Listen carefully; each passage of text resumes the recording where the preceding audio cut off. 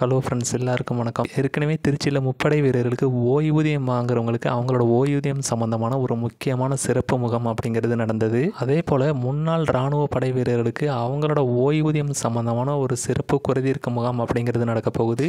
இந்த சிறப்பு குறைதீர்க்க முகாம் எங்கே நடக்க போகுது, எப்போ நடக்க போகுது அப்படிங்கிற எல்லா விஷயத்தையும் தெரிஞ்சுக்கிறதுக்கு முன்னாடி நம்மளோட சேனலை சப்ஸ்கிரைப் பண்ணிவிட்டு கூடவே பெல் ஐக்கானையும் கிளிக் பண்ணி வச்சுங்க. அப்போ தான் நம்ம போடுற லேட்டஸ்டான அப்டேட் எல்லாத்தையும் நீங்கள் ஈஸியாக தெரிஞ்சுக்க முடியும். முன்னாள் இராணுவ படை வீரர்கள் சம்பந்தமான இந்த சிறப்பு குறைதீர்க்கும் ஓய்வூதிய முகாம் எங்கே நடக்குது அப்படின்னு பார்த்தீங்கன்னா, தூத்துக்குடியில் தான் இந்த முகாம் நடக்க போகுது. இந்த சிறப்பு குறைதீர்க்க முகாம் மூலமாக இராணுவ படையில் இருந்த முன்னாள் வீரர்கள், அதாவது ஓய்வு பெற்ற வீரர்களும், அது மூலமாக இந்த இராணுவ குடும்ப ஓய்வூதியம் வாங்குறவங்களும் அவங்களோட ஓய்வூதியம் சம்மந்தமான எந்த ஒரு குறைகளாக இருந்தாலும் இங்கே சரி பண்ணிக்க முடியும் அப்படிங்கிற மாதிரி சொல்லியிருக்கிறாங்க. தூத்துக்குடியில் நடக்கிற இந்த ஓய்வூதியம் சம்மந்தமான குறைதீர்க்க முகாம் என்னைக்கு நடக்குது அப்படின்னு பார்த்தீங்கன்னா, ஜூலை 5ஆம் தேதி கோயில்பட்டி அப்படிங்கிற ஊர்லேயும், அதே போல் ஜூலை 7ஆம் தேதி தூத்துக்குடியிலையும் இந்த சிறப்பு குறைதீர்க்க முகாம் அப்படிங்கிறது நடக்க போகுது. தூத்துக்குடியில் எந்த இடத்துல இந்த முகாம் நடக்க போகுது அப்படிங்கிற விஷயத்தை தெரிஞ்சுக்கணும்னா, அவங்க ஒரு மொபைல் நம்பர் கொடுத்துருக்குறாங்க. இந்த மொபைல் நம்பருக்கு நீங்கள் கான்டாக்ட் பண்ணுறது மூலமாக இந்த குறைதீர்க்க முகாம் எங்கே நடக்குது அப்படிங்கிறது தெரிஞ்சுக்க முடியும்.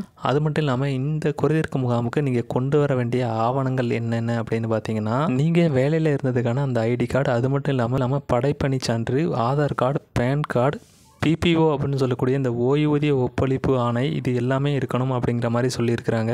இராணுவ ஓய்வூதியம் வாங்குறவங்களும் சரி, இராணுவ குடும்ப ஓய்வூதியம் வாங்குறவங்களும் சரி, இந்த வாய்ப்பை மிஸ் பண்ணாமல் பயன்படுத்திங்க. இது உங்களோட ஓய்வூதியம் சம்மந்தமான பிரச்சனைகள் ஏதாவது இருந்தால் அதை தீர்க்கறதுக்கு ஒரு ஈஸியான வழியாக இருக்கும். இது சம்மந்தமான இன்னும் தகவல்களை தெரிஞ்சுக்கணுன்னா, தூத்துக்குடி மாவட்டத்தில் இருக்கிற இந்த முன்னாள் இராணுவ படை வீரர்களுக்கான அலுவலகம் அப்படிங்கிறது இருக்குது. நீங்கள் அங்கேயும் கேட்டு தெரிஞ்சுக்கலாம். ஸ்க்ரீனில் ஏற்கனவே ஒரு நம்பர் கொடுத்துருந்தேன். நீங்கள் அந்த நம்பரை கான்டாக்ட் பண்ணுறது மூலமாகவும் இதுக்கான தகவல்களை நீங்கள் கேட்டு தெரிஞ்சுக்க முடியும்.